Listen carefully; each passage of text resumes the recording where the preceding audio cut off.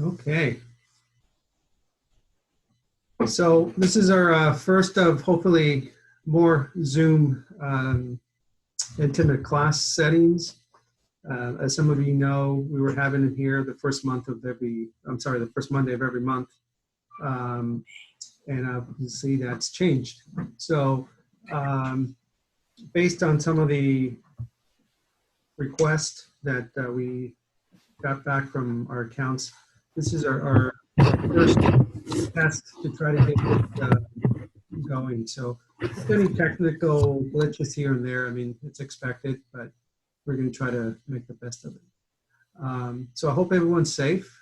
I hope everyone's doing well. I hope everyone's sort of, staying with high hopes, and hopefully things will start moving in the right direction. And I know in some states it has, and in some states it's slow going. But in any event, we're here today to talk about our profession. We're here to talk about what we do best, and that is to be highly educated and versed in what we do, and why people come to you as experts. And so with that, I want to just say a few things about, today's about education. And so if there's any questions regarding, I know we've had a lot of interest about what we think or what our opinion is on the COVID situation. And at this point, it really doesn't matter what I think. I think it's sort of more what's going on over there. So I would be more than happy to address that more in a private setting if anyone has questions. But today, I think we should focus on our reason for being here, and that's DNA and you and what's going on as far as keep educating you and educating us on what's your scenario and what your plans are and things like that.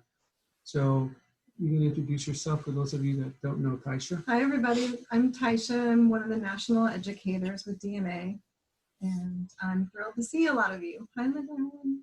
Hi, Luna. Hi, Tisha. Hi, everybody. Hi, Lori. Hi, Lori. I'm Dr. Aguilar. I'm the CEO for DNA. We're in our 22nd year of business, and I'm the formulator of all the formulas here. I'm still 100% involved with the company as far as from point A to point B, from sourcing raw materials to the manufacturing part of it to obviously the training. So I wanted to start off with just introducing why DNA is different, and why DNA is such a different line. As you know, there's not a lack of lines out there.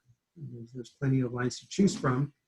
I think the most important thing to remember is that DNA has been functioning at the highest level that there is. Medi-spas, destination resorts, very, very versed estheticians doing the highest, effective work there is, and still using organic substances.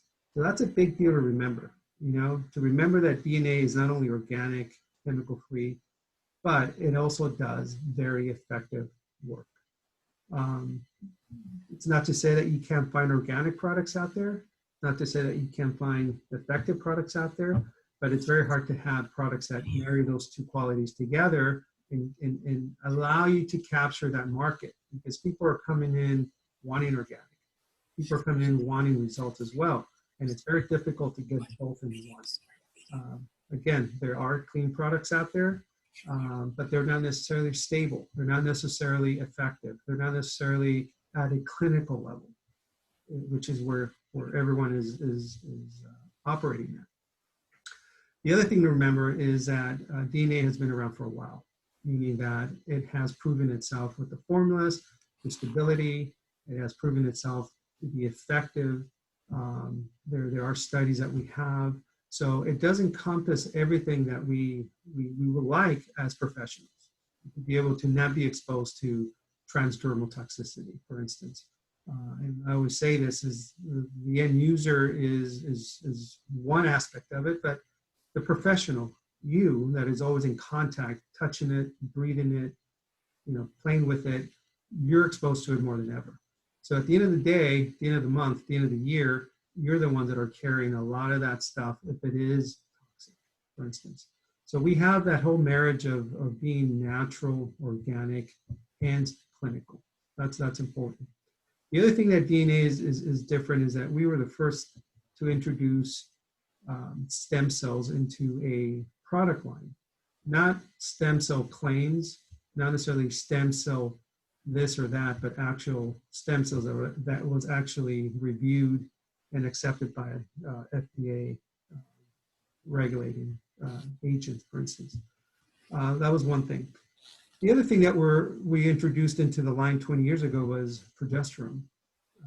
Progesterone is in trace amounts that is there to stimulate and cohort all the cofactors to produce elastin and to help produce collagen. As we age, especially with women, progesterone levels drop, as you know, and the last place that it is found or it gets super scarce is in your skin. So by introducing a lot of the amino acids, introducing a lot of the minerals, a lot of the herbs, a lot of the oils, which is really nothing that different, but then when it's in combination with the progesterone, it's a game changer. And again, nothing different that I didn't know as a practitioner, but we bring that technology and that experience and that data that we see day in and day out with how people are suffering from autoimmune diseases. People are suffering from one year to the other. Also, now their skin is really super worn out and dried and just lacking resources.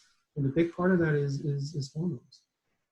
No other line out there that I know of has introduced, even now, after 20 years, trace amounts. It's 0.06% wild yam, pharmaceutical grade, GMP progesterone. The other thing that we're different is the cultured mediums. When you use DNA products, these are cultured mediums. These are active, independent molecules that were set in a resting area that we call cultured mediums. And cultured mediums are used throughout science to grow certain organic materials. In this case, we're using the mediums to establish a relationship between the ingredients. And this relationship is very important because the relationship allows each individual ingredient that comes from different areas of the world, different mechanisms, they have different expressions, they're there for different reasons, right? But when we allow them to integrate, we allow them to rest, which is what we call the marriage process. And these are very, very carefully selected based on their ionic platform, which they're either going to be positive or negative or neutral, which means they have either an electron to give, or they have an electron that they want, or they have both a positive and a negative, which is more of a neutral. So carefully establishing that category of ingredients and then allow them to rest in a cultured medium allows them to interact, allows them to communicate with each other. And the important thing is that once that communication factors and that communication is established, they become a bonded molecular structure, independent of where they came from, independent of what they do by themselves. So they're stronger in numbers. So once this happens, then there's very little need, if any, for any outside chemical preservatives, because now the formula is married, it's happy, it's stronger than it ever has been before. And the other thing that you get from this is that most people that may be sensitive or allergic to any kind of single ingredient, for instance, a lot of people are sensitive to citrus. They can't use citrus dishwasher. They break out, they get swollen, they have an allergic reaction. When they use our citrus burst, they don't have that because it's not acting as single citrus ingredients. This whole now ingredient by itself, it's no longer acting alone, it's acting in a orchestrated team of ingredients that are there to do a certain purpose. No one else that I know, nor the company that I know, uses this technology as far as culture meetings. The other thing that happens is we integrate the ionic chemistry part of it, introducing that part of it to establish every batch that comes out is exactly the same. The texture, the smell, the color. We have samples here from 11 years ago, 15 years ago, 18 years ago. Tasha's still using a sunscreen from 12 years ago. 12 years ago, sunscreen, I love and it just doesn't change. It stays because that molecular structure is bonded, right? It's like a marriage. And that's why we follow laws of nature, laws that in chemistry, certain molecules and certain elements are attracted to each other. Others are opposing or antagonistic to others. And so if you just sit there and you put in every ingredient based on what should work, what might be a good consideration for a formula, and not consider how they're going to react, what language they're talking, what their purpose is, what the molecular structure is, then basically you have a formula that you have opposing elements that you have to add chemicals to stabilize it. Otherwise, it's going to change in turn. This is why there's great clean products out there, but give it 3 days, 2 weeks, 3 weeks, they turn, they change. They change colors, they change consistency, they get crusty, the smell changes. It's not the same thing as what it was when it was first made.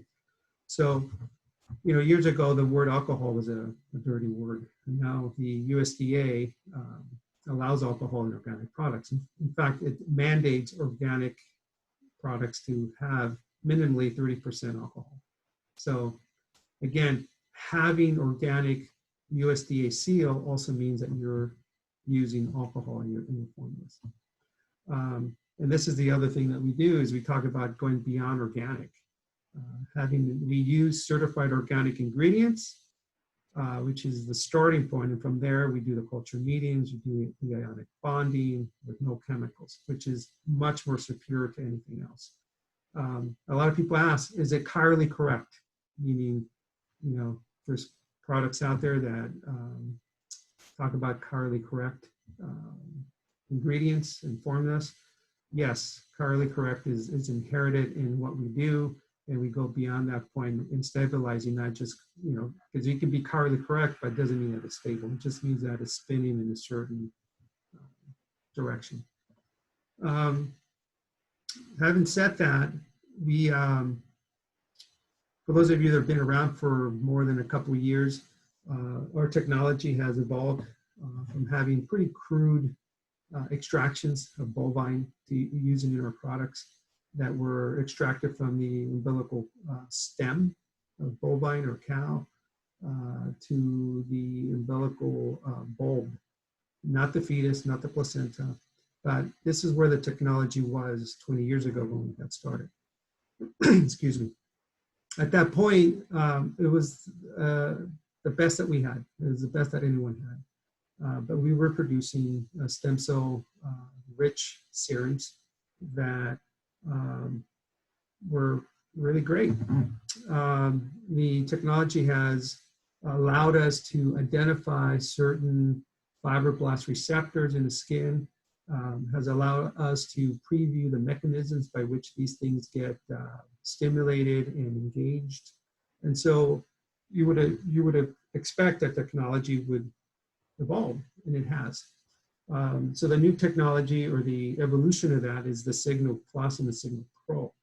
And so trying to find out more efficient ways to access these ports, because everything in chemistry, in cellular chemistry is like a lock and key. Nothing opens up unless you have the right key.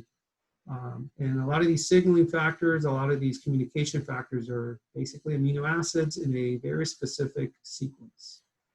So the sequence of really stimulating the human fibroblast skin receptor, we knew this from past research that we've done.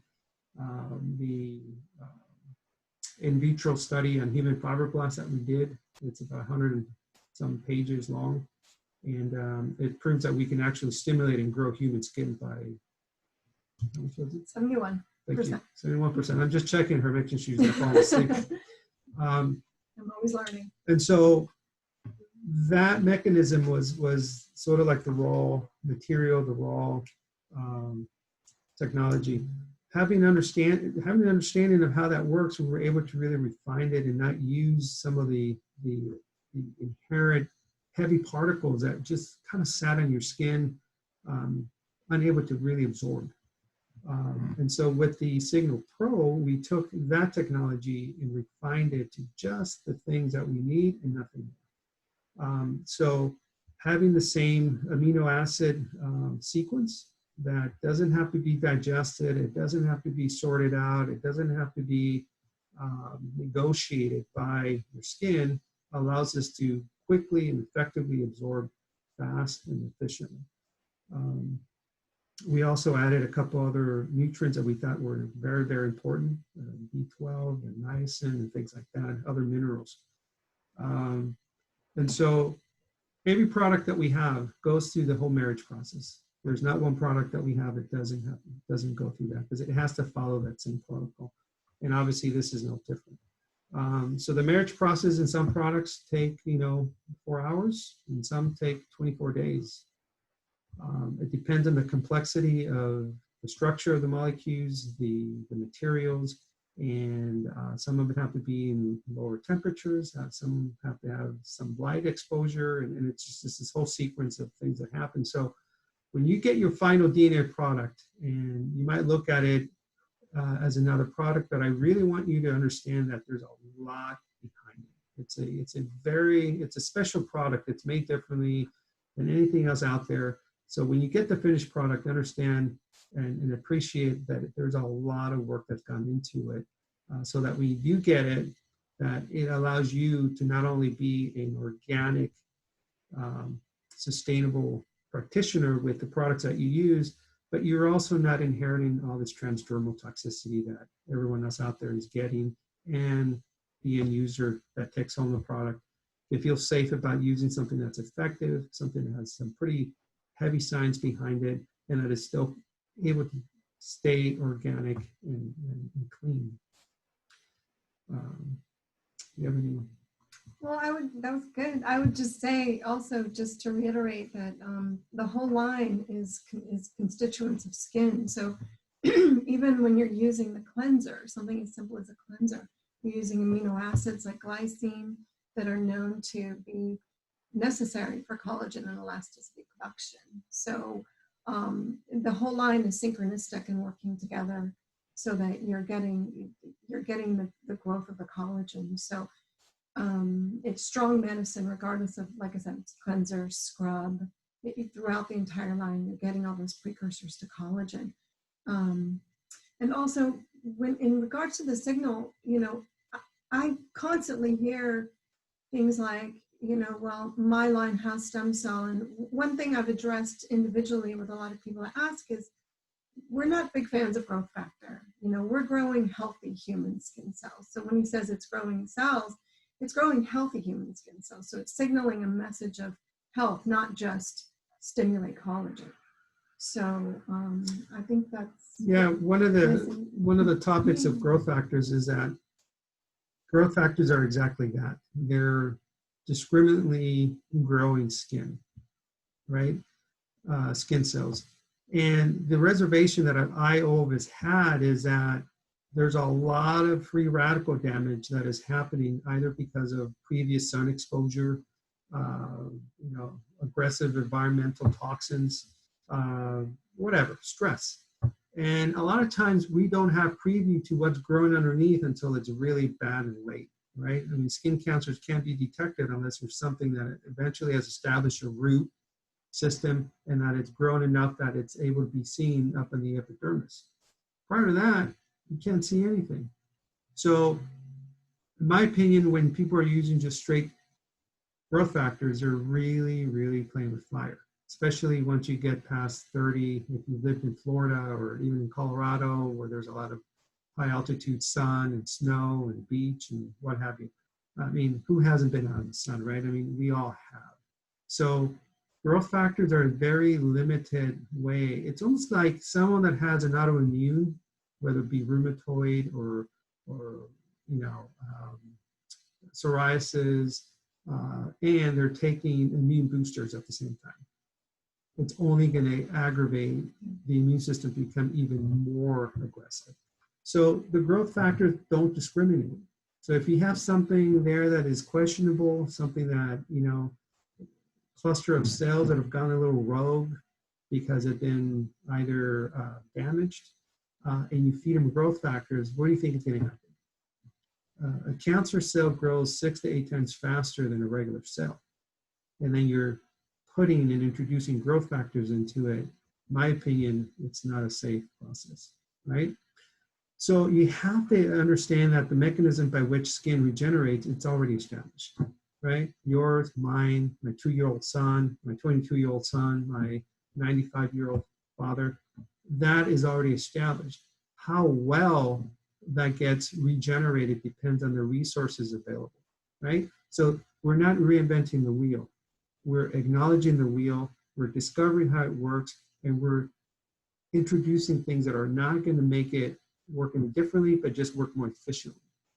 Does that make sense? Yeah?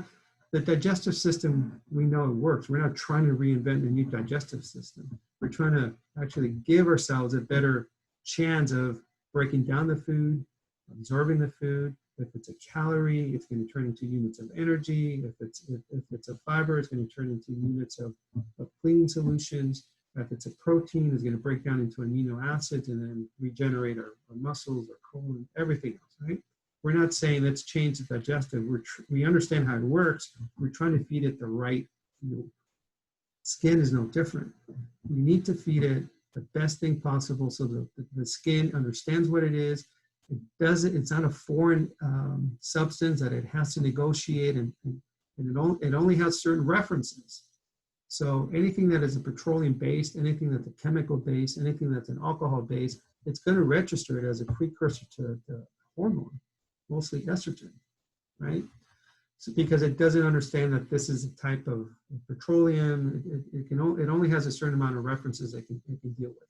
So going back to the growth factors, a lot of people like growth factors, not necessarily because they understand it, but because anything that's associated with skin and growth in their minds, they put it in a box and say, well, it must be a good thing.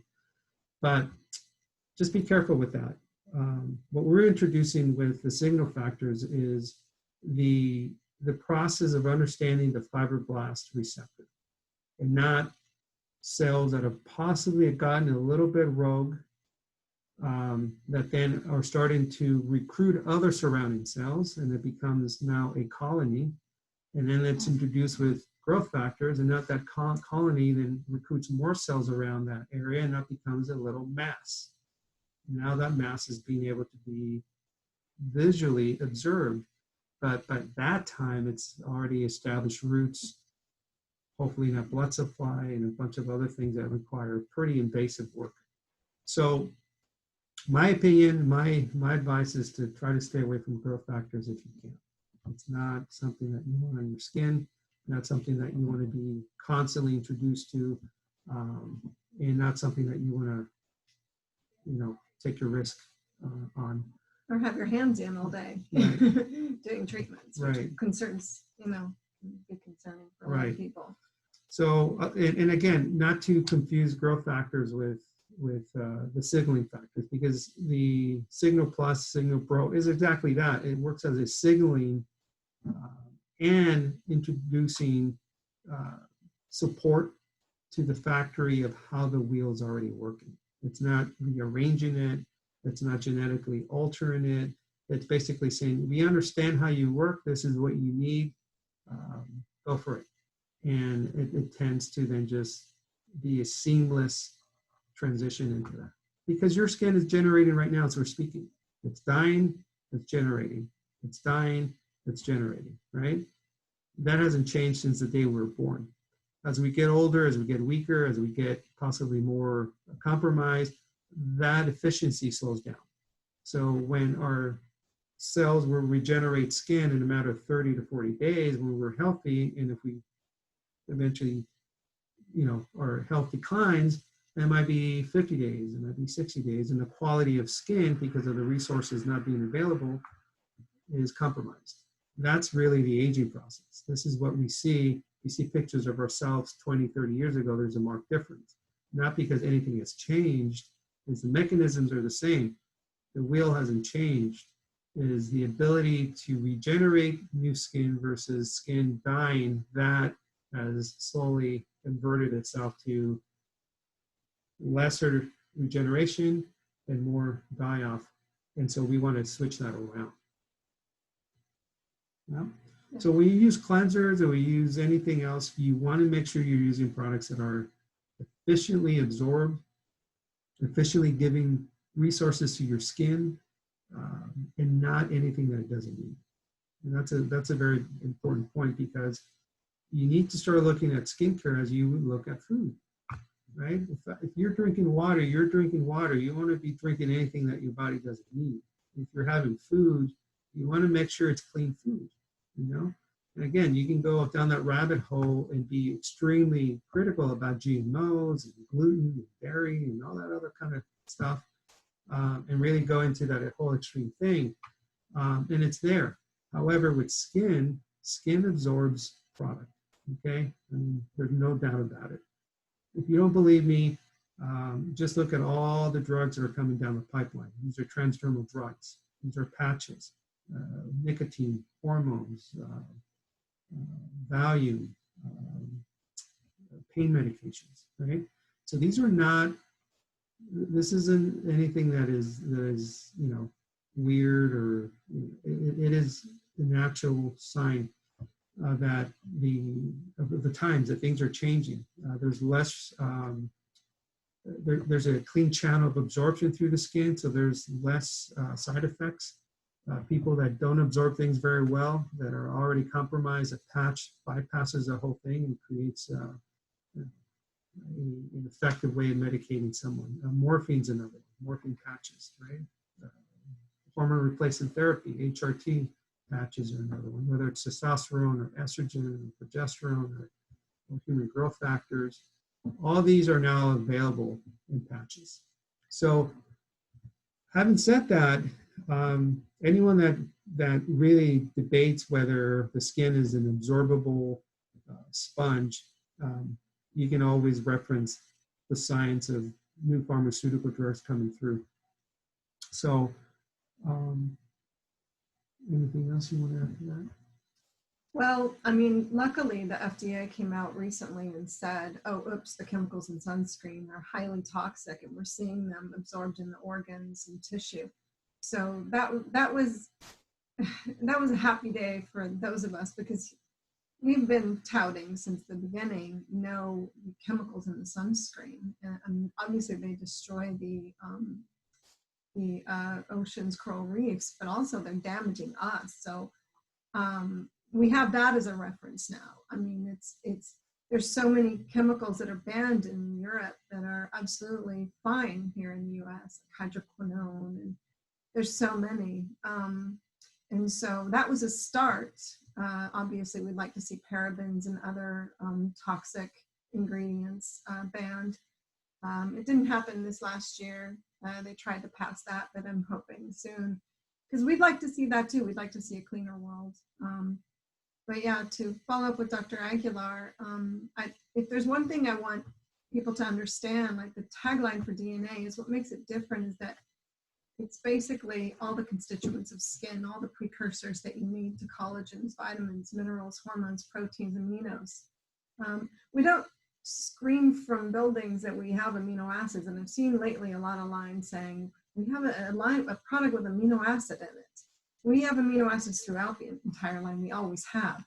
And so it takes a biochemist like him to understand which amino acids are the crucial ones and which are going to be the most absorbable and the most necessary for what our cause is. And as an esthetician myself, to follow up with the transdermal toxicity, I worry all the time about women's exposure in this field to those transdermal toxins all day long. Steam, it's going into your bloodstream as well if you're not wearing gloves every day. So, you know, that's kind of usually my modus operandi as an esthetician, to get that education and information out to you guys, to be really aware of that. A lot of people work at a spa or place that has multiple lines and they have to use some of those other products, I just ask that you protect yourself, wear gloves, and it's very real, transdermal toxicity. And yeah. Yes, Yes. very real. So let's talk a little bit about protocols. But before I get there, I want to bring up a point about some of the facial oil treatments that have been gaining some momentum, whether it be cleansers or moisturizers. Nothing new. They've been around for a long time. In fact, they've been around for hundreds of years in India and in other areas. But as this industry evolves, certain things become very, very popular and catchy. The thing to remember is that whether you're using a cleanser from DNA or whether you're using a night cream or whether you're using a peel, you are using very, very concentrated substances of herbs, oils, amino acids. I mean, these are dense.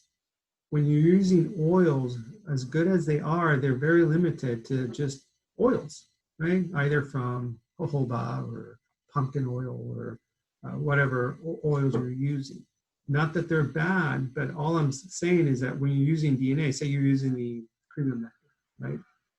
You have oils in there, and you have herbs in there, and you have other substances that are precursors to amino acids. So we are using substances that are very, very intense and nutritious to your skin. Just because it's a cleanser, it doesn't mean that it's just a cleanser. If it doesn't feed and nourish your skin, we don't use. So even though you're just using a cleanser, a scrub, remember that you're also feeding your skin. It's not just something that's going to strip the acid mantle, remove the debris, and strip it for the next step. We're naturally introducing a lot of substances with high levels of enzymes that are working like little Pac-Mans to really pre-digest a lot of the dead skin, to digest a lot of the grime that builds up over the day, the dust, the cells that are flying around in the air. So there's that. So don't think for a minute that cleansing your skin with a scrub from DNA or the premium nectar or the citrus, that you're missing out on the whole oil trend right now. In fact, we have that in our products, in our cleansers, and more. Not to say that at one point, if I find that there is something that I want to create that is an oil, that doesn't mean that we won't. In fact, I'm looking at it now just because a lot of you like that. But I really want to make it where it's not going to be something that it's already out there. If it's going to be an oil, it's going to be something that is completely different and that it's going to pull its weight in the effort that we're introducing it. But again, I wanted to just state that so you know that there are oils and there are plant materials and much, much more in those cleansers as well. So you want to talk a little bit about protocols and cocktails? Yeah, well, considering the whole line is dense and dense nutrition for the skin, the whole line is actually meant to be cocktailed. So you're free to make many variables of cocktails.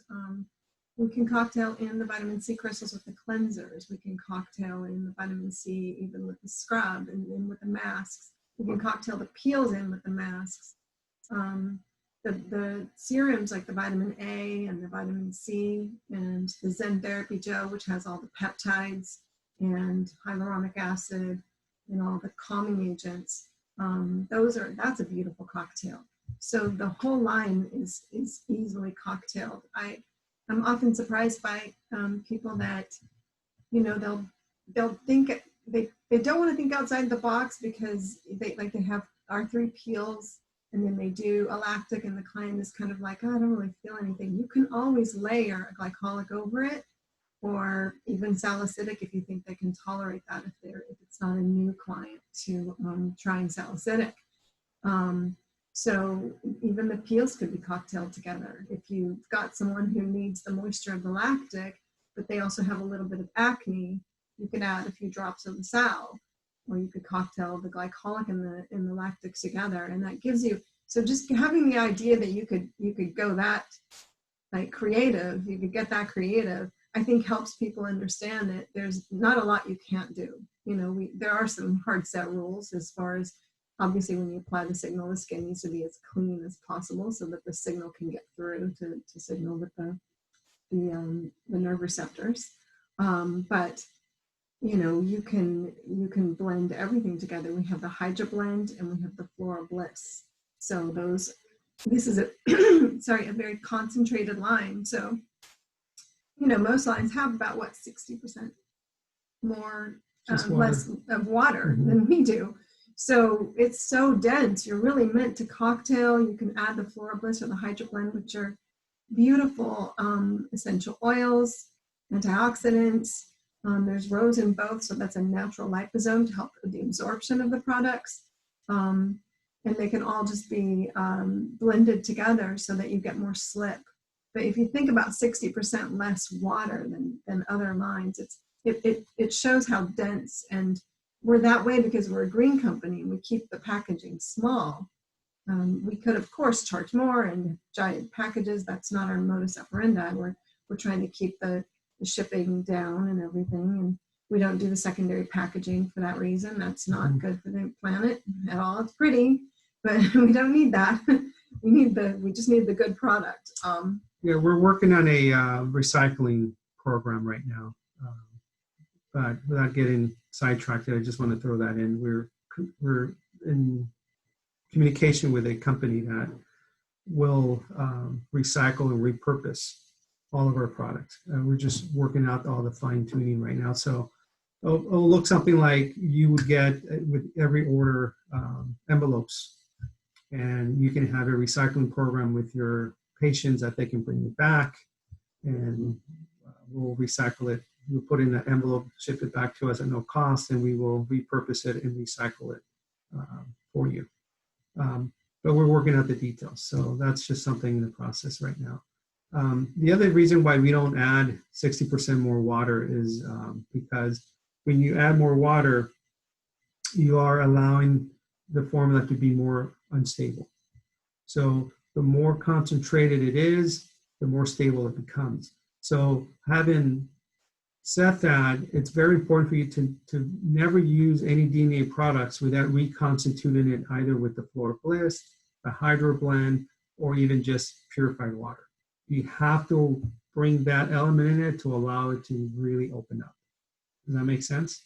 Because if you put it just straight from the bottle, it's going to be too concentrated. It's going to be too thick, and it will have a harder time absorbing because it's just more dense. You want to kind of open it up. It's important for you to educate your clients as well in that process, because the other thing for them is that it's going to stretch their product to last much, much, much longer. Right? Because once they stretch it out, you're going to use very little. Rather than lasting 2 weeks, it's going to last 4, 5, 6 weeks. So that's important to remember. Very, very. If there's only one thing you take away from today, is remember that you have to reconstitute every product with moisture, either the Bliss, the Hydro Blend, or a purified water, just to open it up and allow it to breathe and become active again. Okay. It does reduce about 40% of more packaging, and like Tisha said, we're not fans of extra secondary packaging, because the first thing that happens, you open it up, you take your product, it ends up in the trash right away. And so that's where the whole packaging. The other thing about the packaging as well to remember is that these are sealed, airless bottles. The 1/2 ounce, the 1 ounce, these are all sealed, meaning that the air never touches the product. It has a piston inside. We pump the air, it comes on the outside, and then it pushes it out. The other benefit to that is you're using 99.8% of all the product inside. So there's very, very, very little waste. right? Very important to communicate also to your clients, because a lot of times when people are using tubes and using other, I mean, people will break into it to try to use that last little amount of product because, you know, people pay for that. But you need to remember to remind them that they're using all of it. In fact, they're welcome to saw it open and see how much product there's left. There's none left. So it's important to remember to tell them that you're using everything there is here, and there's no need to kind of feel like you're wasting any product. So for those two reasons, for allowing the product to be preserved without being exposed to constant air or fingers or what have you, and to use the 99.8% of the product are the two main reasons for the packaging at this point. We're all researching different packaging just to update it and to see if it works better with our formulas. Right now with the situation with the coronavirus, 90% of all the packaging out there is being used for sanitizers, whether it be pumps or whether it be sprayers, glass, those kinds of things. So thank God we secured a large amount of packaging before this happened. But like I said, we're always looking for better. We're in the process of converting to more glass because that's what more people want. And so those are some of the things that I wanted to say. As far as cocktailing is concerned, it's very, very freeing to really put yourself in the state of mind to understand that you can blend any product together, whether it's a vitamin C with one of the masks, even a cleanser. I use vitamin C with my cleanser a couple times a week just because I like the way it feels. I like the way my skin looks after, but no one really sometimes thinks about that. Vitamin C with the cleanser is kind of wasteful. Well, not really, because it's not just a solvent that you're using on your skin. It's nutrition, it's dense molecule structures, and you're adding vitamin C. It just really activates everything. And I let it sit there for maybe a minute or two, then I wash it off. I use a circular motion to use as a light exfoliator. To brighten the skin, exfoliate the skin, and obviously give it more precursors to collagen and elastin production. Those are just some of the things to remember. So if you're ever questioning, can I mix this with this? 99% of the time, the answer is yes. Just not with Jesner. That's the 1%. No mixing Jesner. Yeah. That's your 1%. Yeah, you can mix everything before that. I mean, sometimes you can even do a salicylic right before to really decrease, really get in there deep, and then do the Jesner right after. Again, there's just a lot of freedom, a lot of creativity that you're allowed to do with DNA, and also have the results that you want. So I think that from a product standpoint of view, I think it gives you a lot of freedom, a lot of ability to blend and mix. And it also goes a long way. Don't be afraid to tell people, your clients, that you're mixing something that is specific to them, because that's really where the value comes in, right? What does that do? You're communicating that you're doing something for them that it's not a cookie cutter product or a cookie cutter treatment. Otherwise, they can go somewhere else and use Dermalogica for that, right? So it creates a few things. You're educating them on their. Just giggling. Who's that? Oh. You're allowing them to understand that you're apart from all the estheticians that might be a competitor to you, or that they may have a choice to go see. You're educating on their skin. To give an example, Betty, I'm looking at your skin. It looks a little dry today. It looks a little flaky. Are you drinking enough water? Are you sleeping okay? Have you been drinking a little too much yummy wine, for instance, right? Start a conversation, right? And you're going to say, look, today I'm going to make something very specific to you. I'm going to blend the Zen therapy with a little bit of vitamin A, a little bit of sea crystals, because this is what you need right now. It does a few things. It educates them, allows them to know that you're not just doing a cookie cutter for them, And it reminds them that in order for them to get what they need, they have to come to you. It allows for better retention, more loyalty, and also the possibilities for them to be excited to buy 1 or 2 or 3 or 4 or 5 different products so they can continue this custom protocol at home. And so you want to set yourself apart by educating them and doing custom work. And by doing custom work, there's no better platform than DNA because every product is already individually ionically balanced that when they come together, they're not going to fight. They're not going to counteract each other. So the amount of reactions that we see over the last 20 years is super, super minimal. I mean, it's less than 1%, which is, again, unheard of for a line at this level of performance. Do you want me to go over the specific skincare types then? Because we discussed what cocktailing means, but yeah. For home care. Mm-hmm. So for the home care, for I don't know if they got this right. They know what we're following here. No. I'm not sure if you guys got that, but what we have is it's just an outline. It's an outline. We're gonna discuss, for example, what you would recommend for a client at home to cocktail if they have acne, or rosacea, or if they're dry or oily or anti-aging. To do that, I mean, obviously we can't do a full product knowledge in this session, but we could definitely do a class on product knowledge to really go further. But starting with acne for home care, you know, we have the awesome vitamin A, we have the vitamin C. Those are great cocktails for acne. Our vitamin A incorporates the acne serum now. They're kind of blended together, so it's anti-aging and anti-acne. So those would be great for retailing for anti-aging and acne, the vitamin C and the A.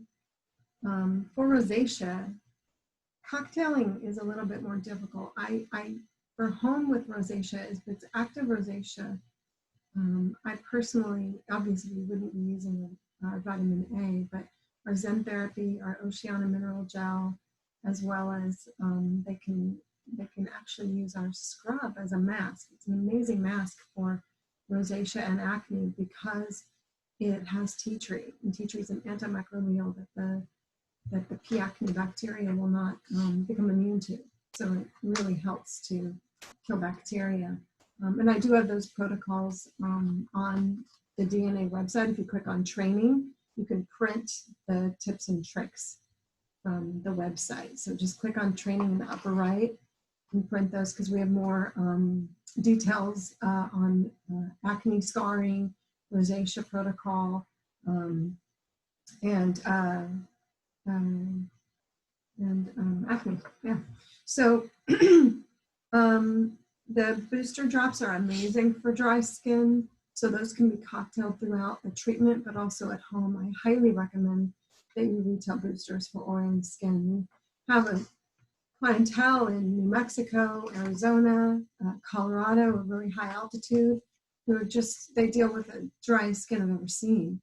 And the boosters are lifesaver because oil locks in the moisture. So, and these are dense medicine oils. They're not just like essential oils from you get at Whole Foods. They're dense plant oils that, well, you can talk about how magic they are. Yeah, the oils are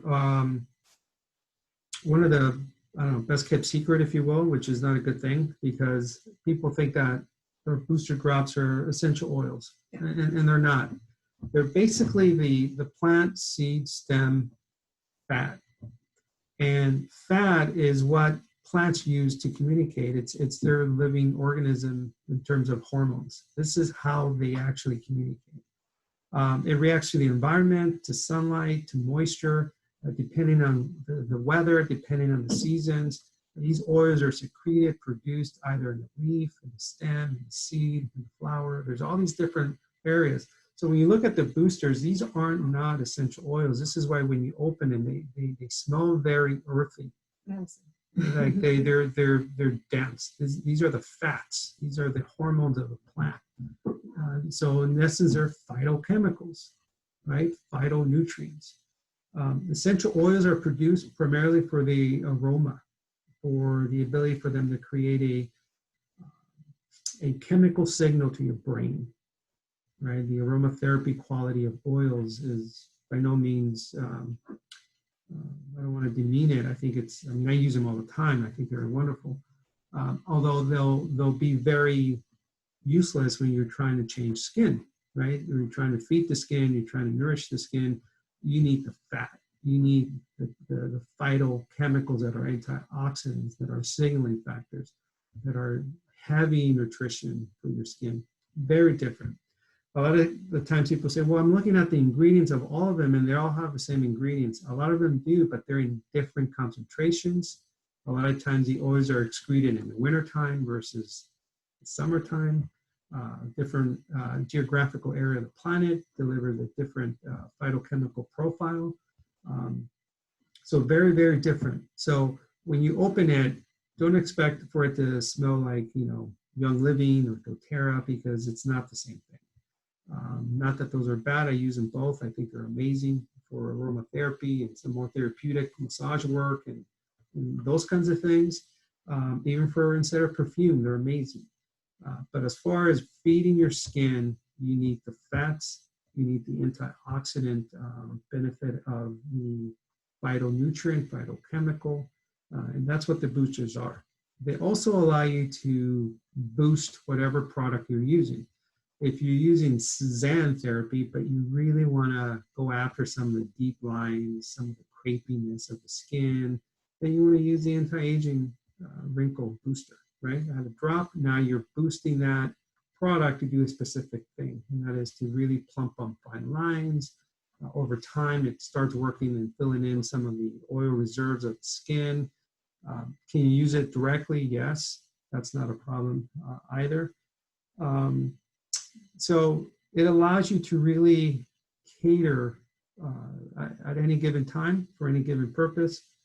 And again, you're using dense nutritional benefits versus just the aromatherapy quality of the oil. So that said, it's an amazing cocktail item, whether it's acne or dry skin, oily or anti-aging. So the entire line can be cocktailed, obviously, but we can gauge it to be more specific to different disorders like we're discussing. With rosacea, it can be a little bit tricky. You want to get the skin in shape before you do anything very aggressive, obviously. But like I said, and I outline in the suggestions on the website for rosacea, there's a parasite that lives on the skin, and it, or a mite, you could say, and it eats the oil, it thrives off the oil. It doesn't have an anal gland. So when it dies, it explodes bacteria all over, like basically poop. It's disgusting, but it's bacteria all over the skin. That's why there's a bacterial component to rosacea. And so I outlined that in the flyer on the website, the training flyer. So I think it's important for people to empower to understand what's going on. So you guys know I hope you know, we have internal products that help with rosacea as well and acne.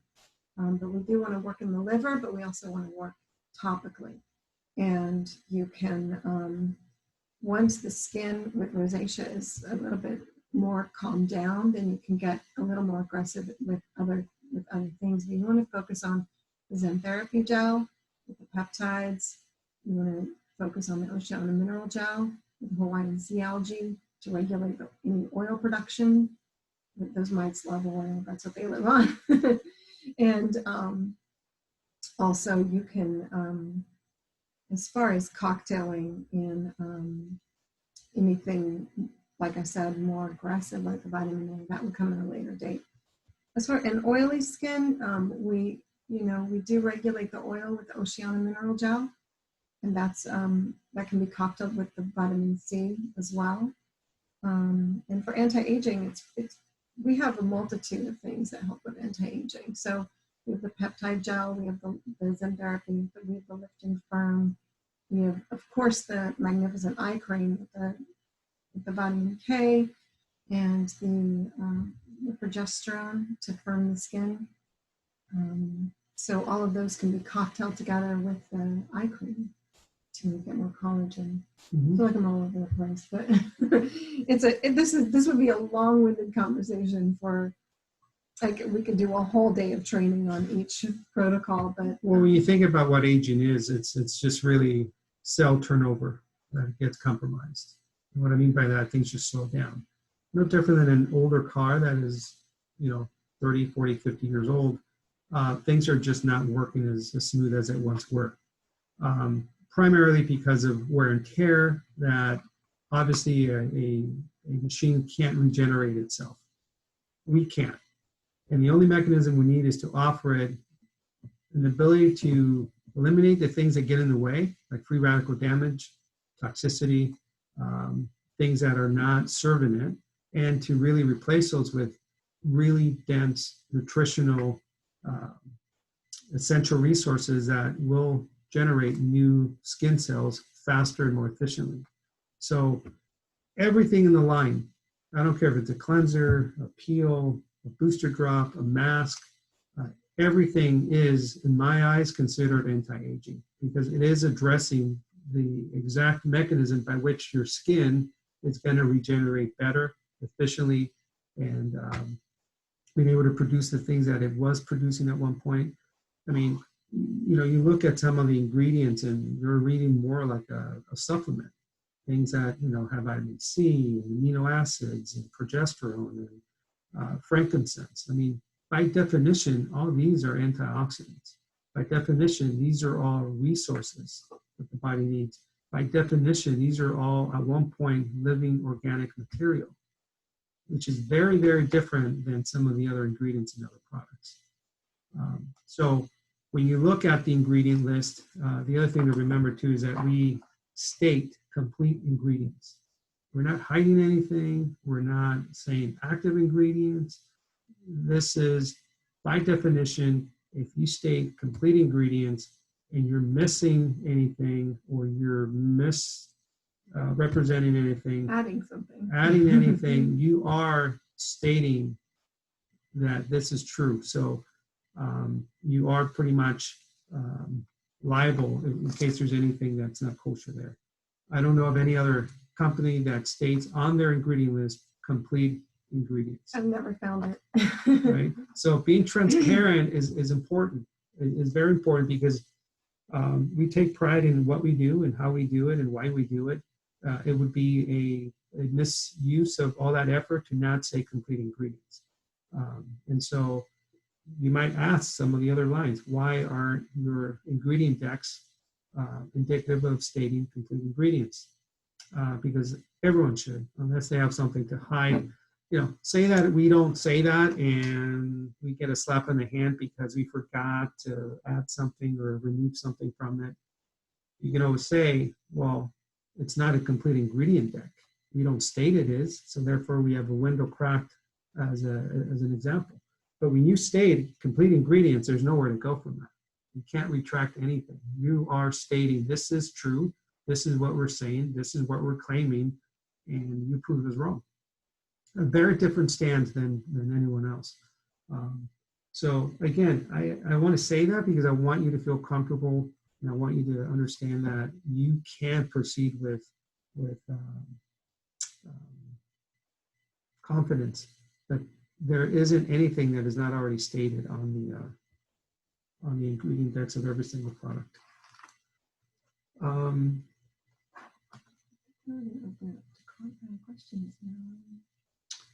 Yeah, I think that's good. I mean, unless there's anything, yeah. One of the things that we always get feedback is that we talk a lot, but yet there's not enough time for Q&A. So again, we want to make sure that there's enough time for Q&A. And I think that would be just as important because, of course, we can talk here all day, but it may not be what you want to hear or what questions you have. So I'm not sure how that works with Zoom. So let me see here. We can unmute ourselves. Yeah. Okay, who's that? Who is speaking to Robin? This is LaDanne. Okay. Hi, Madam. Hi, can you? Hi. Can everyone hear her? Yes. Okay, perfect. Well, how about you be the first one? How's that? Oh, well. Okay. Yeah. I was just trying to tell you we could unmute ourselves. Oh. I've done a few. No pressure. Zoom. Well, how about if someone has a question, they can always raise their hand and then we can. Got several pages. Yeah. You know. I did have one question. I did not realize that we needed to, you were talking about mixing the products in order to open it up. Mhm. Did not know that actually until I just heard that from you. Well, And see, that's important, right? wondering- Yeah, you're going to find that you're going to have a better time with your treatment and with the absorption. It's we talk about it every single time, but for whatever reason, because it's so out of the box, it just doesn't stick, right? Yeah. So this is why I said if there's anything that you take home today, make sure that you remember that, because again, these are concentrates, right? It's kind of like Yeah. taking any ingredient you're cooking with and you're not adding anything else to it. It's just going to burn. It's not going Right. to it's not going to mix well, right? So So for the when you same say reason to that we mix talked- that, Go ahead. sorry, No, go ahead. say to mix that, are you saying to then, let's say I have some Zen therapy in my hand. Do I then spray that with the Hydromist and the, Yeah, I mean, the other thing you can do is that Yes. if their skin is already moistened, or you spray the skin with it, or you can spray your hand as you're mixing it, or as you're cocktailing it, right?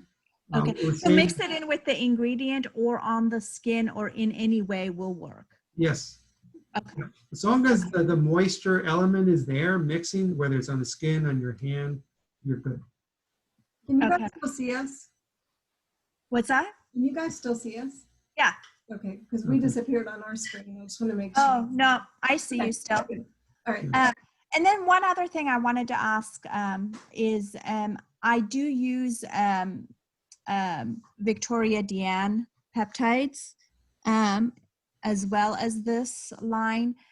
Can I use this over that to enhance some of the crossing of the stuff, or will it not marry up well with any other line? Well, let me ask you, what's the main reason to use them, or what's your goal with them? Well, I love them because they're pure peptides and they're very, very specific signaling peptides that are all very specific and separated. So they're not a cocktail of them. They're very specific. I use them with my microcurrent because that's really big for me. I'm only asking because I just want to make sure I answer your question better. So I like to, and they're aqueous based, so I want to make sure if I do marry them up, because I love using the Signal Pro or Plus, depending on, if they're taking it home or if I'm using it at the end of my treatments. And I want to make sure that I'm not wasting that product, but by not utilizing it properly. Right. Well, I don't think you're wasting it, because it's much more dynamic than just peptides, right? So at worst, you're getting a super load of peptides, but yet you need the other sort of metrics to allow those peptides to actually be received by your skin better. So if anything, I wouldn't use the peptides without the signal, because you're probably not going to get as much value for them. Because you do need the metrics of everything else that's there in the signal factors, such as the cofactors, the sequence of the amino acids, the minerals, the hyaluronic acid. These are all components that will sort of usher in those peptides rather than your skin having to figure it out, right? Okay. It's a difference of like drinking protein powder, and all it is protein, isolated protein, or having a piece of food that has protein in it that is actually in its original form, right? It has fat, Right. it has enzymes, it has precursors to collagen, it has all these other components necessary, including iron and other B vitamins in there. Peptides don't exist by themselves ever in nature, right? Just like protein doesn't grow on a tree by itself as an isolated pea protein. It doesn't. So your body has to then negotiate it, bring in resources, summons and recruit some of these necessary other cofactors in order for them to be able to be processed. And a lot of times that process is very laborious. And if you don't have those resources, guess what? Nothing's going to happen. You might have a Ferrari parked there, but if you don't have gas, it's not going anywhere. Yeah. Well, that's why I like marrying up some of this together, because I really do. Yeah, I think it's fine. And like I said earlier, I think I would be more reserved if you were using it without anything else. But I think I feel pretty comfortable incorporating the signaling factors, because then that's going to allow the peptides to actually have a better dynamic playground for them to be able to be absorbed. I would only say, that we don't use preservatives and or other obviously toxic ingredients or synthetic ingredients. So, Yeah. I don't know that line. I can't think of exactly what they'd be preserving. They pretty much have a very similar idea of how to approach skin as you guys do. That's it kind of marries up really well for me, because it's coming from skin health and working with the skin and the body, not against it. Mm-hmm. So the idea of the two come from the same, just from different, from a different direction and perspective. Well, a lot of times the theory doesn't translate into the mechanism, or the mission statement sometimes doesn't translate into the actual end result. I'll look them up, and if there's anything in there that I find that might not be congruent with what you're doing, then we'll let you know. Okay.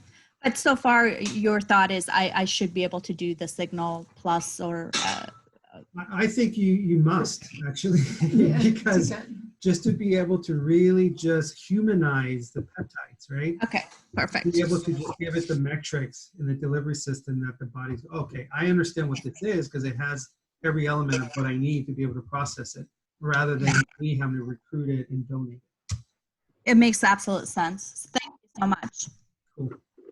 Okay, Chris Galvin. It's Janaea. That's my husband. I'm on his Zoom. Hi. Hi, Judy. Sorry. That's okay. How are you? So I put my question in the chat, and it's kind of a broad question, but with my rosacea clients, I do struggle with the Phyto Scrub because I do tend to see it be very stimulating. And the masks options, the Hydra, the clay is not best for them, and the lemongrass is not best for them. So would you ever consider bringing in a new mask with beta glucan in it, or if you have thoughts on that ingredient, or anything like that? Yeah. Have you tried the what's that finishing mask that we have? Hydrating mask. The hydrating mask? Yes, and I do use that. I just feel sometimes with the clay, I have many rosacea clients that have a lot of pitting and they don't follow dietary guidelines. So in the treatment room, I feel like I need something a little bit more hydrating with no clay and not stimulating, just calming. Of course, the stem cell, but I'm just talking about separate or in addition. Because the antioxidant hydrating mask, that's the one we're talking about, right? Yeah. Okay. If you want it to be more calming, you can also add the Zen therapy to it. That's what I was going to say. For instance, and sometimes even the eye cream into the mix, right? But for now. I am researching a colostrum and a probiotic mask that is essentially as a more like an anti-autoimmune mask. So Nice. things like rosacea, things like just general inflammation, people that are super reactive. I mean, I know people that come out of the shower red because they're sensitive to the chlorine, the heat, that kind of stuff. And so there's people that are just very sensitive that need to just be very treated with, you know, products that are effective but yet very gentle. Okay. But yeah, we're working on something that is super, super calming. And some of the ingredients that we're looking at right now are colostrum, different types of probiotics, along with a couple other things. So we should have something, I would say, in the next few months. Okay, that's exciting. Yeah. Thank you. Perfect. Okay. Let's see. I'm trying to figure out this questions here. This works.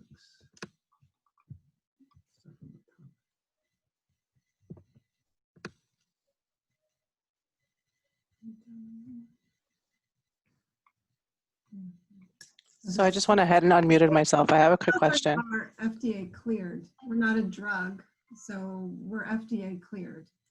Yeah. So when you say FDA approved, the only thing that gets approved is a drug. Sunscreens are considered OTCs or over-the-counter drugs. Those are monitored, meaning everything needs to look the same, the labels and all that. But as far as being regulated and being, what's the word? Approved or cleared or Well, cleared, meaning that they're actually, they've looked at all your data, they looked at all your studies. We're cleared to make the statements and the claims that we do. So it has been reviewed and accepted for consumer safety and distribution. Independently, meaning that it's not just a company or a product that uses what everyone else uses, so therefore it's okay. No, we've been actually reviewed specifically, hours and hours of hours, me sitting with FDA officials. So they've looked at everything, and everything is cleared for, again, consumer safety and distribution. But when you say approved, that you're referring to a drug, because that has to have side effects, that has to be basically a toxin, a synthetic. We don't fall under that same category. I'd like suggestions on bundling product, how to advertise those bundles. That's from Ira. Okay. Well, I mean, bundling the products, again, it would be gauged to whatever skin type you're going for. And so marketing strategies that I've always used is pictures. People love photographs. We do have a lot of great photographs before and afters on our website, but also, This is Ira. Can you hear me? Yeah. You already answered those questions. I kind of, at the very beginning of the chat, I just kind of put in some questions because in other webinars I've been in, it's like they go to the questions right away. So I was just sort of feeding in some questions. Never mind. But you already answered that, so you don't have to spend time on it. And the whole FDA thing, I think you had mentioned something about that, so that's why I had also punched in that question. But that's clear to me now, so thank you. Oh, you're welcome, Ira. Hey, it's Jacqueline just jumping in real quick. Yeah. So I know you guys were talking about how we are supposed to reconstitute everything with either one of the spritzers, the Flora-Bliss, or the Hydro Blender, even sterile water. But I just wanted to be clear, one of the things that we are also not reconstituting is the Signal Plus or the Signal Pro. No. Those just go on the skin. Okay. Correct. Yeah. Good point. Thank you. You're welcome. Yeah, I mean, not that it would damage it or anything like that, but the Signal Plus and Pro is pretty much ready to go. That's the only thing you need to do with that is thaw it out and apply it directly. It is a completely different category, so that has to be pretty much ready to go as it is. So thank you for that. That is a good point. And make sure the skin is very clean. I can't tell you how many times I've run into situations where someone has told me, oh, I got this great rose oil I'm spraying on first. Strange things, even after training them previously, it must go on squeaky clean skin. We're trying to get it through the pore and the follicle to go and communicate with the nerve receptor. So just please to double cleanse before application. I think one of the best ways that I'm able to kind of retell it to clients is to explain to them to do this at night. Use it as part of your nighttime routine. Cleanse your skin really well, dry it really well, apply like 7 drops, gently rub it into the skin, wait for it to dry, and go straight to sleep. Beautiful. Mhm. There's a question from Sandy Trevino. How about an enzyme powder? Can you elaborate on that maybe? Like a mask, Sandy? An enzyme powder that maybe we can blend, because I have one from another line that I sometimes mix in the cocktail just to give a little bit more of not so much a manual exfoliation, but just to work through a little bit more layers for a little bit more of a brightening.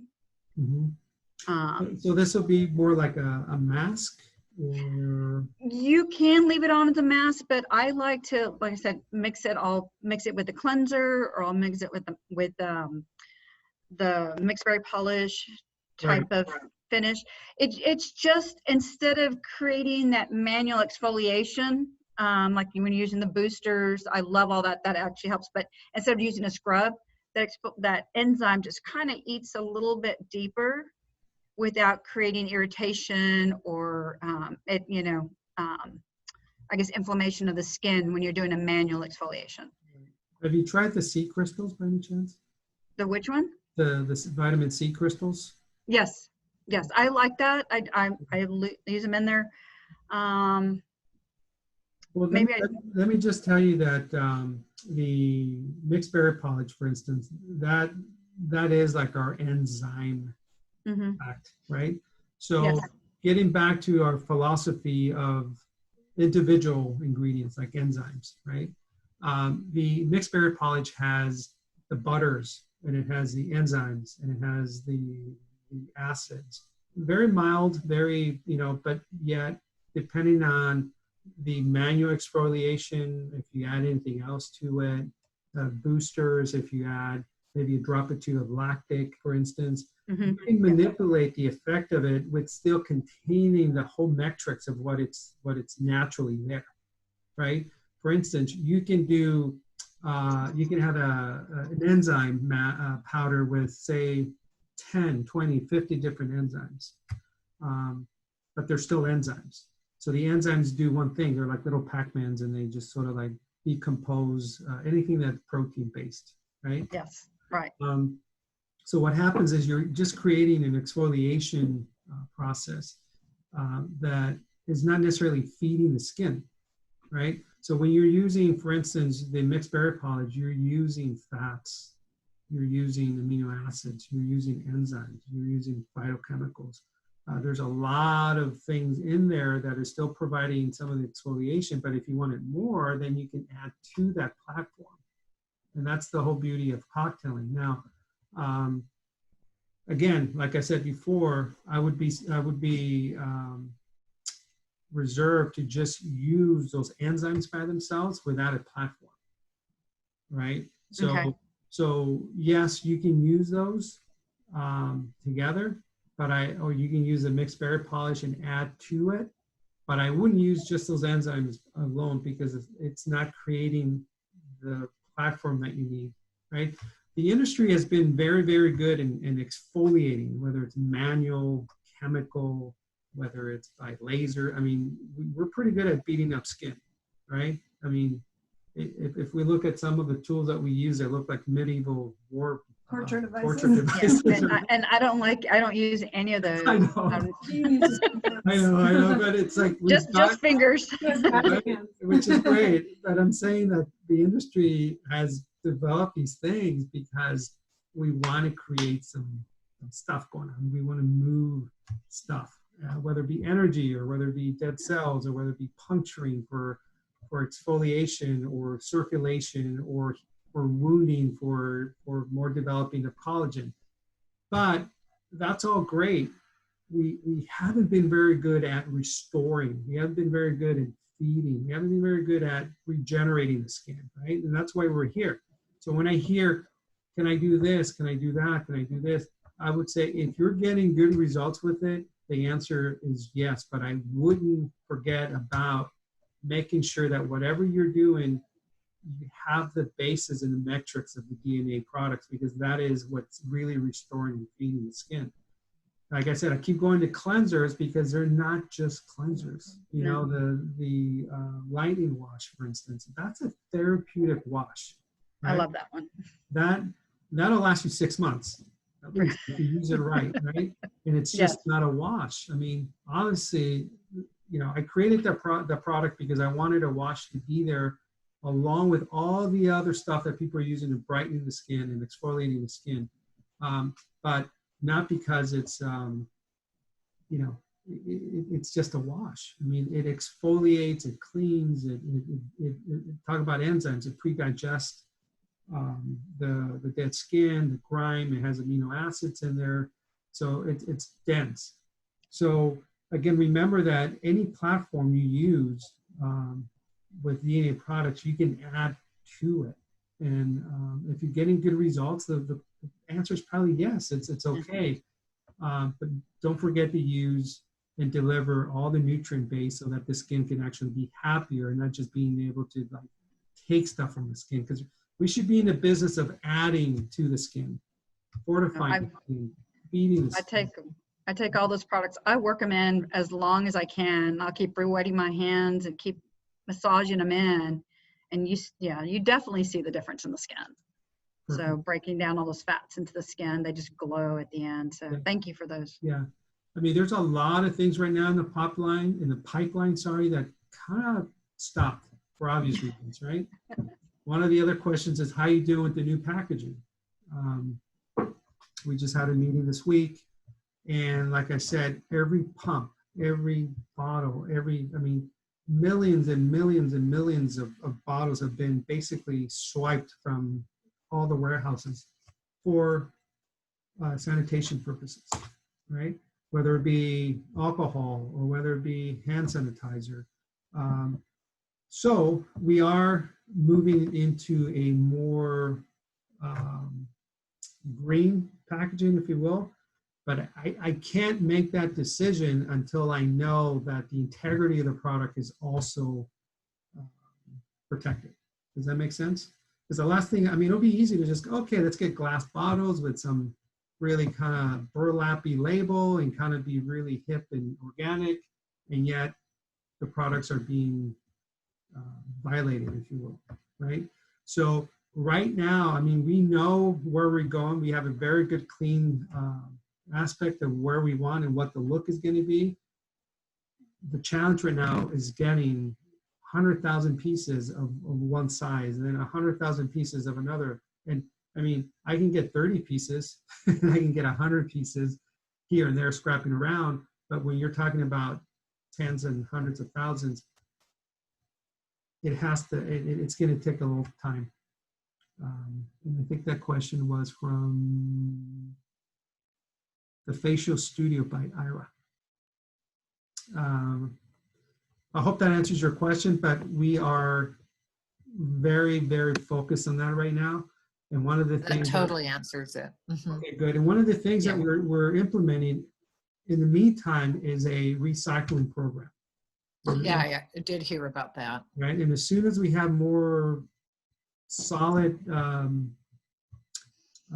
protocols, then you'll be notified. But it's a total voluntary thing, right? You don't have to do it. It's available. I think it's a good marketing. I think people It drives more traffic to your, say someone picks up 3 different products they're using, they're bringing back for recycling, and then they're picking up more. So it works. You can do it all at one time. You can do it once a month. So we'll have more protocols on that as they come around. I love it. Thank you. There's a company in New Jersey that is, we send samples, they analyze them, and we're able to repurpose every single component we have. So that was the first step. And so that's great. So we know we can do it. It's just a matter of finding out how it's going to work for the purpose of why it's there. Do you have a rep in PA? Pennsylvania. Yeah, this is from Waldman. Waldman. From A. Waldman. Yeah. I don't think we have someone in PA, right? Mm-mm. Yeah. If you, if I don't know if you're an account yet or if you're a potential account, but in most circumstances, we can fly to you I can fly to you to train, or we can obviously do some trainings through Zoom. I don't know if you're on anymore. So, Oh, I'm on. I'm sorry you can't see me, Oh, you but are? I'm on. Hi. You were highly recommended, and I've heard about your company. I mean, I really would love to get introduced to a company and your products a little bit more. That's why I was wondering if you have anybody in PA. It would be easier, PA, New Jersey, Massachusetts, because I'm here in Philadelphia, and you're really far. You're in California. I know. Yeah. Well, we can come to you. How's that? It will work. Yeah, we'll make sure we connect after this, and then we can make sure that happens. The next question is, I'm unclear the difference between Flora Bliss and Hydroblend, as far as which is better for whom. It's me, Heidi. Hi, Hi. Tisha. My Hi. name's Heidi. I have Hi, a crazy Heidi. last name. I was trying to pronounce it, but I skipped it. How do you pronounce it? Scratchco. Okay, there you go. Scratchco, yeah. Perfect. So they're very different, right? The Flora Bliss it's a hydrosol, very light, very floral, very good for penetrating product, right? The molecular structure of it is very, very small, almost nano size. So you spritz it on, it's going to go in really fast. Very simple, neroli and rose water. Basically, super high quality rose. About 4 years ago, I secured, I think, close to, I think it's 5,000 gallons of it from an organic grower in Madagascar. And when I tested the sample, I've never tested a higher frequency of rose oil ever, so I bought his whole crop. So that's the Flora Bliss is when you want to have something absorb really fast.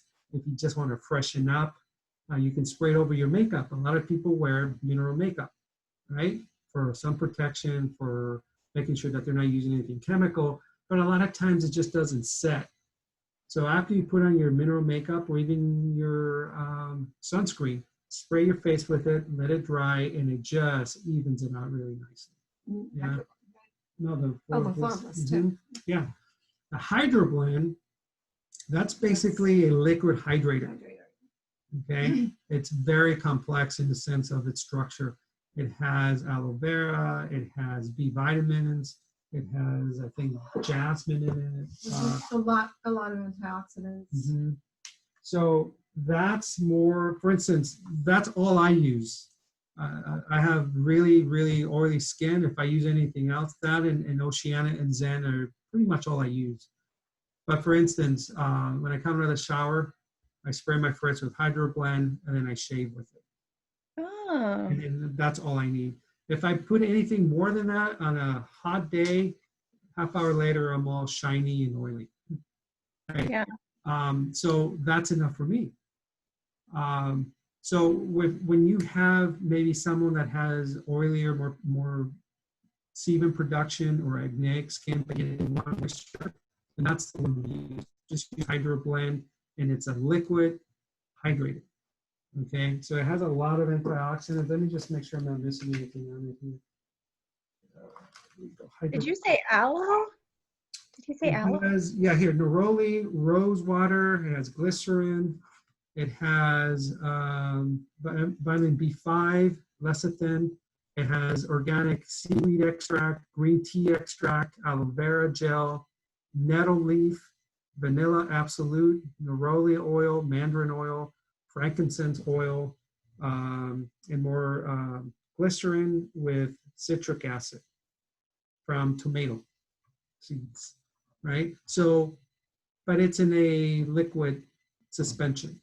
So it's very, very highly absorbable. If you have someone with drier skin that you're mixing and cocktailing, that might be a choice to use because then it's adding and infusing all that into it. But if you have someone with oilier skin or just to freshen up, I carry one in the car. I carry when I travel just to kind of clean the space around me. The hydroblend is dense. It can sometimes be intense. So close your eyes. If you get it in your eye, it could sting. It has, stinging nettle. It increases circulation, but in return, the stinging can be just the initial response, but at the end, it's a very strong anti-inflammatory. Okay. And I love the smell, so I'm just trying to figure out who to give it to.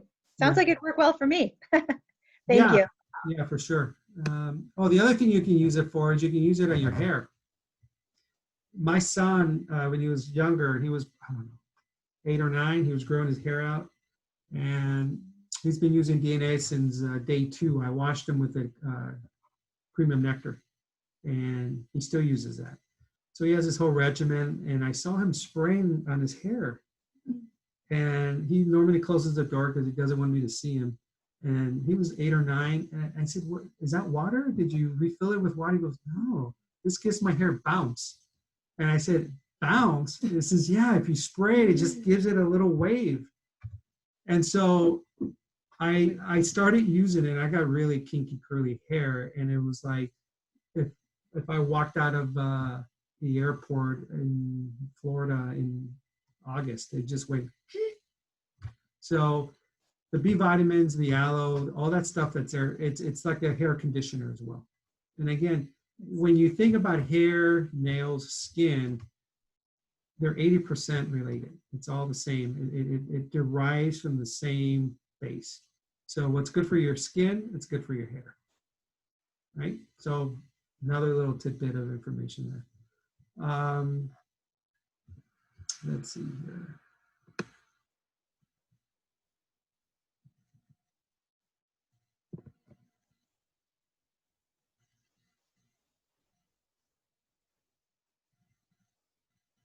Wow, that's nice to hear about The signal. the signal. Yeah. This is from The Revel Studio. the Revel Studio. I have a client. That's me. How are you guys? That's Jacqueline, yeah. Good.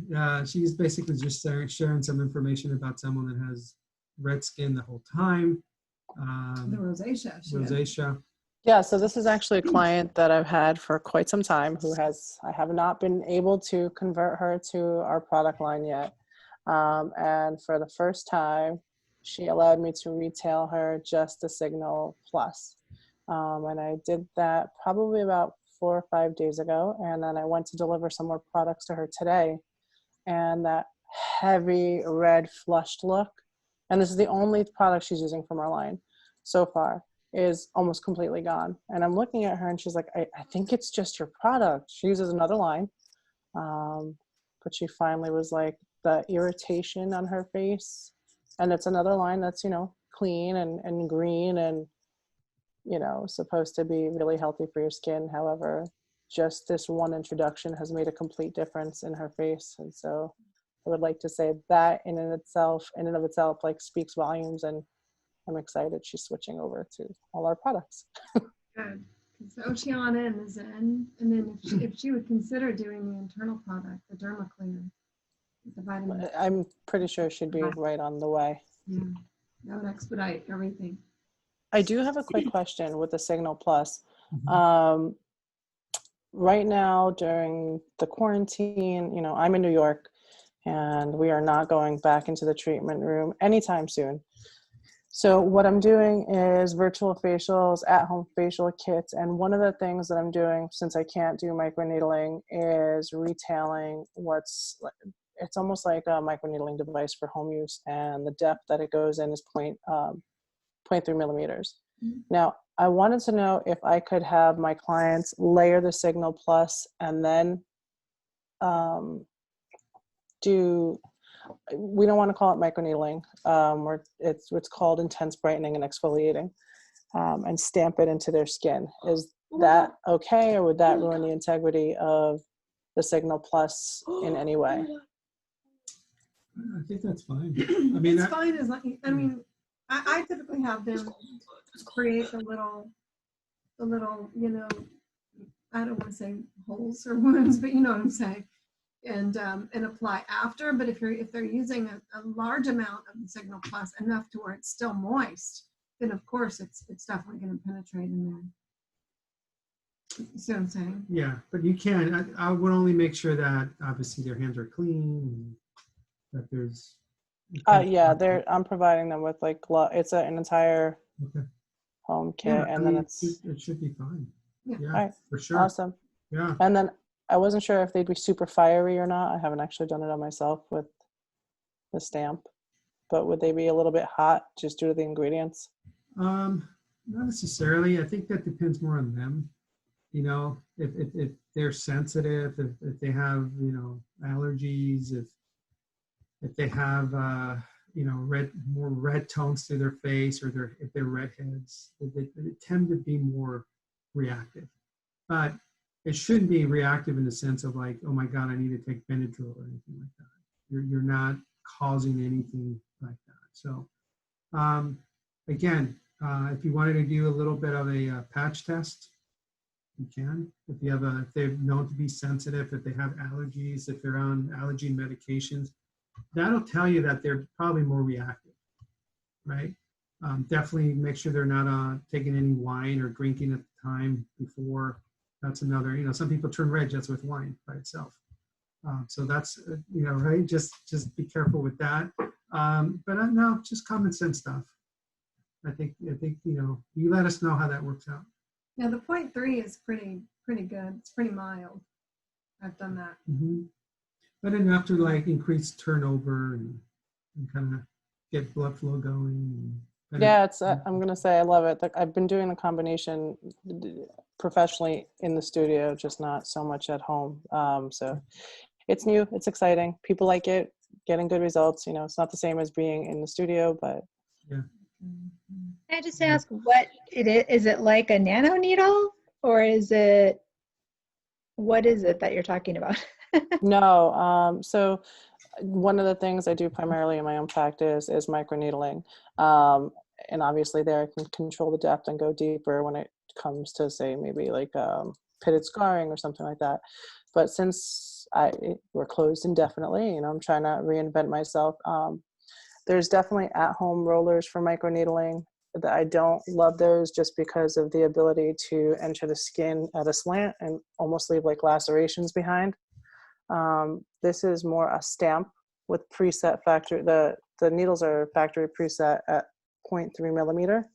So they will be stamping. So it's really similar to what we're doing with microneedling. We're not going in at an angle, we're going straight in, and they're able to achieve something similar with that device. Okay. So kind of like a Dr. Pen, or no? I'm just wondering It's literally like a little stamp. It's just a stamp with needles. It's got a little disc and the needles pop right out.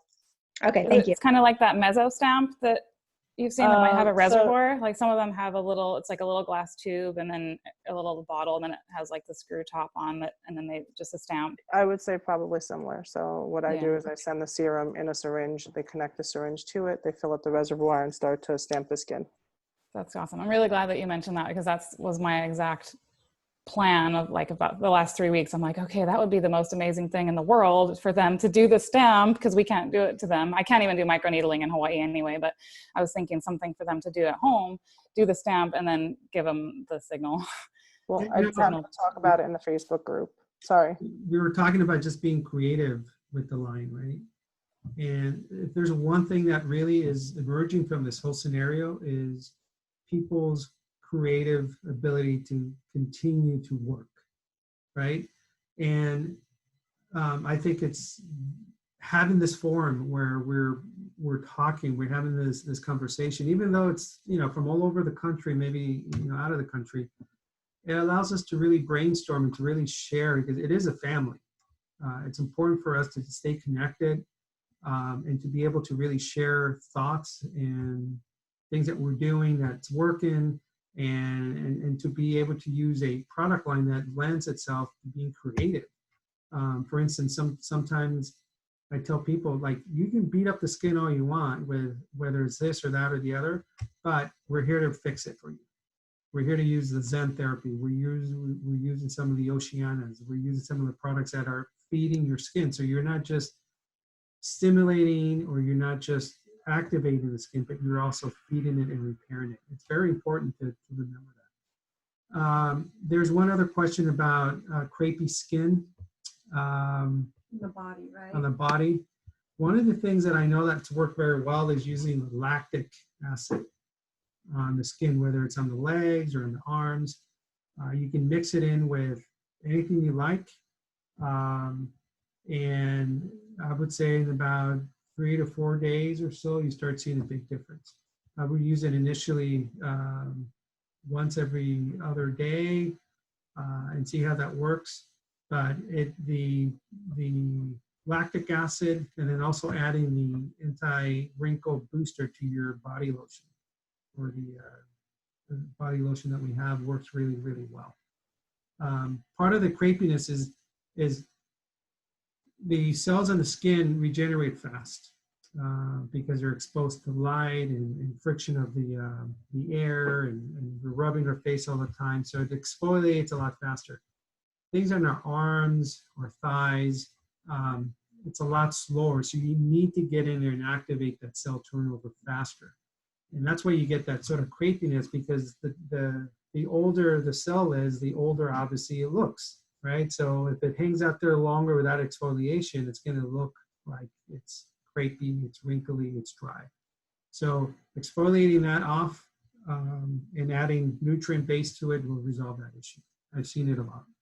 Can I just add too that as a practitioner, if I had a client that really wanted to regenerate skin on another part of the body, treat it like the skin, treat it like your face. So, you know, the Signal Plus goes really far. They could do that once a month. They could do a heavy exfoliating treatment like doctor says, and with the lactic, and then they can get out of the shower or after washing the lactic off, and then apply the Signal Plus once a month. I know it's still like an investment, but if they're really trying to regenerate skin, I can take a few drops of the vitamin A, a few pumps, and a few pumps of the Zen and some sea crystals, and do my whole body by adding sterile water, like a good clean, you know, distilled water, or you know, a good clean water. So it goes really far. So and then you could follow up with the body lotion and everything. So you could treat the body like the face.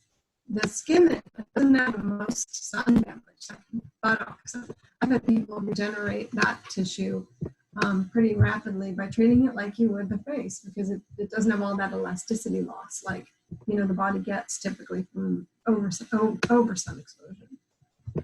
Yeah. Water, Tisha. Whatever's necessary. It obviously depends on the person, however much they need to get the spread. But these are so concentrated that you're at least getting all those amazing aminos and peptides and vitamins. And remember, after 40, we don't have vitamin C in the skin anymore. And vitamin C is necessary for our collagen production. So, you know, it doesn't take much of the vitamin C crystals, even if you just do it once a week. You know, at least you're introducing all these cofactors to the skin everywhere. And I do have a body firming on the website, a body firming little protocol. Awesome. Thank you. Training, yeah. One of the things that I want to make sure I don't forget to mention, aside from skincare, is make sure that everyone's taking vitamin D, or if not, check your vitamin D levels. The more that we're indoors, we're we're not exposed, and the only thing that generates or promotes vitamin D is the obviously the sun rays that we deem to be bad for us. So vitamin D supplementation is crucial for so many things. There's studies that are even coming out that is a major factor as to why people actually get infected with COVID, is low vitamin D serum levels. Again, that's just one, but the amount of research in medical literature out there that is beneficial in reference to vitamin D is undeniable. It's great for immune and inflammation, hormones. Vitamin D is a hormone. A lot of people don't realize that, but it acts as a communication factor to your immune system, your brain, absorption of calcium as an anti-inflammation. It reduces the ACE inhibitor 2 factor, which is something that protects your lungs and circulatory, cardiovascular. So particularly for women, any woman over 30 need to be taking it every day. I would say 4,000 to 6,000 IUs daily is what's recommended. That's one thing. There was another question about the microbiome. That's a big topic. I think that maybe That was a whole class. maybe our next Zoom class can be part of that, and I think it is important. The only thing I do want to mention is that microbiome is not just in your gut. There is a microbiome on your skin, right? And it is as important as the internal microbiome, if not more important. So you have the microbiome basically on our skin, which is the first line of defense, right? Things that we touch, viruses that we come in contact with, bacteria, mold, fungus, spores. These are all in constant communication with our microbiome on our skin. When we use sanitizers, when we use things that strip our face, when we use things that are just chemical derived, this microbiome gets destroyed and therefore is unable to communicate with a healthy bio platform in our system inside. The other thing to consider is also the microbiome in your mouth, the oral microbiome. Yes, there's a lot of bacteria there. Most of it is friendly bacteria, but it's the first line of defense before anything gets into the internal microbiome. So oral hygiene is incredibly important. A lot of times when people have a lot of plaque on their teeth, we used to think it was because of a lot of tea, a lot of coffee, but yet there were people that would drink a lot of tea and coffee with no plaque. Basically means that their microbiome in their mouth and their oral cavity is really off. So it's creating plaque. It's the byproduct of microorganisms creating waste, right? The same plaque is what develops inside. When the microbiome is off, it creates that same plaque. Now, cardiovascular doctors know what plaque is, but they can't tell you why it's there. They can't tell you why some people have 90% narrowing of the carotid arteries and some of them don't. And they really don't have an answer for that. So the answer is really protecting the microbiome and making sure that the plaque-producing bacteria and funguses that produces microfilm or microplaque are balanced with a lot of the good flores. And this is why I'm researching a lot of the probiotics with colostrum and stuff for a mask as well. In my opinion, the microbiome on the skin is as important, if not as important, even more important than the internal microbiome. There's a theory that's emerging now in medical data that we emerge from bacteria versus other cellular structures, because we have trillions and trillions of bacteria in and around our bodies that supersedes the amount of cells we have to complete our bodies. So it's only logical to think that bacteria are what we are most of. So the important is balancing the good and bad bacteria. That's the game, right? When we get plenty of antibiotics, when we stress out a lot, when we have a bad diet, when we don't drink enough water, when we're exposed to a lot of free radical damage, either from sun or traveling or stress, that lowers your ability to sustain a well-balanced microbiome, right? So a microbiome is not one thing or two things. It's a collation of so many different factors that we need to stay on top of, not just diet. There's so many different things. And by using products that have chemicals and transdermal toxicity factors and stripping your skin, you're basically breaking down your defense system, your force field with the outside world. So again, that could be another Zoom class down the road. So, but having said that, you know, cultured foods are important. Things that are fermented are important. The sugars obviously are no good. Those are, you know, keep those to a minimum. I hate to say this, but yummy wine is another insult to your microbiome. You know, just processed foods are a big deal, right? If you come from a history of a lot of antibiotics, a lot of prescription drugs, that tends to also break it down. So, but like I said, we can talk for days on the microbiome process. So, well, we're right around the 2-hour mark. I can answer maybe 2 more questions and then we can move on from there. Are you guys planning on having more of these Zoom? Yeah, for sure. I'm hoping to do maybe at least one every 3 weeks. And please feel free to say, hey, I am, you know, this is great. I want to talk more about this.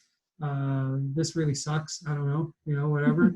Because it's a work in process and I want to make sure that we grow organically together to really give you what you need, because that's what we're here for. Okay. I mean, we can think we know what we want to give you, but yeah, you're our customer. You're why we're here.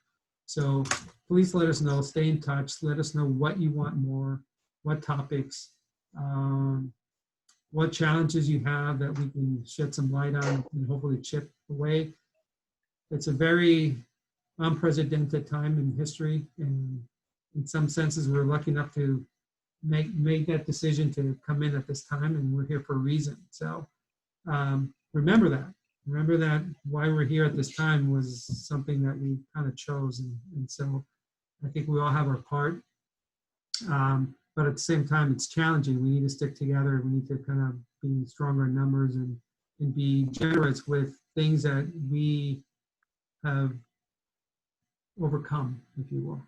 Whether it be just having a hard time being indoors. You know, what are some of the things that we've done to be able to kind of counteract that? One of the things that you need to really do is to stay connected.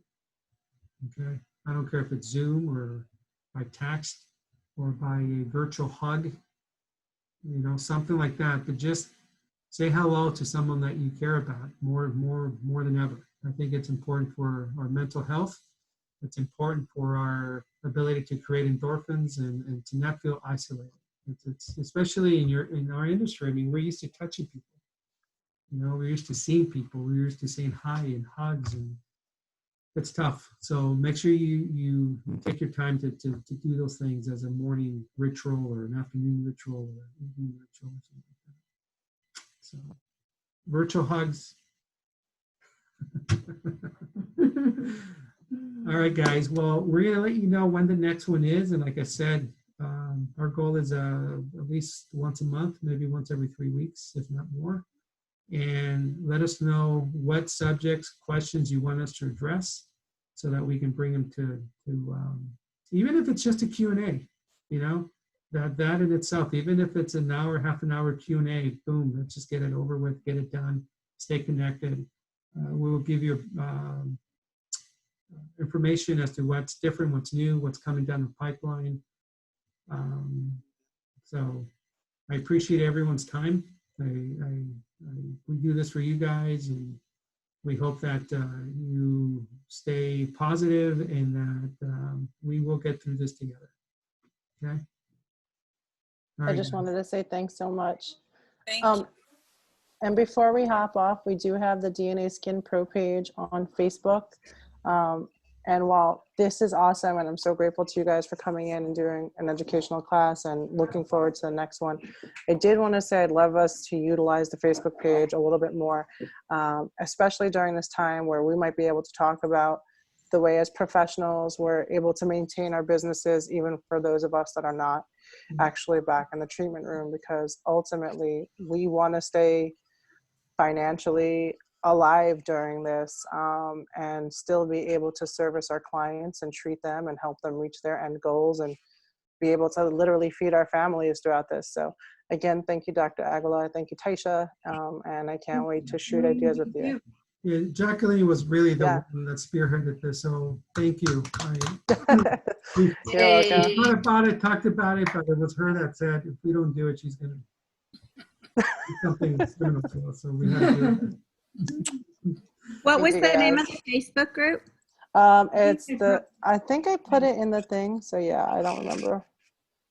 It's in the chat box. I put DNS. It's DNA Skin Institute Pro page. It is a private page, but if you look it up on Facebook and click to join it, I will get you into that group immediately. Thank you. You're welcome. Hey, guys. Be you. safe. Thank Bye-bye. you. Bye.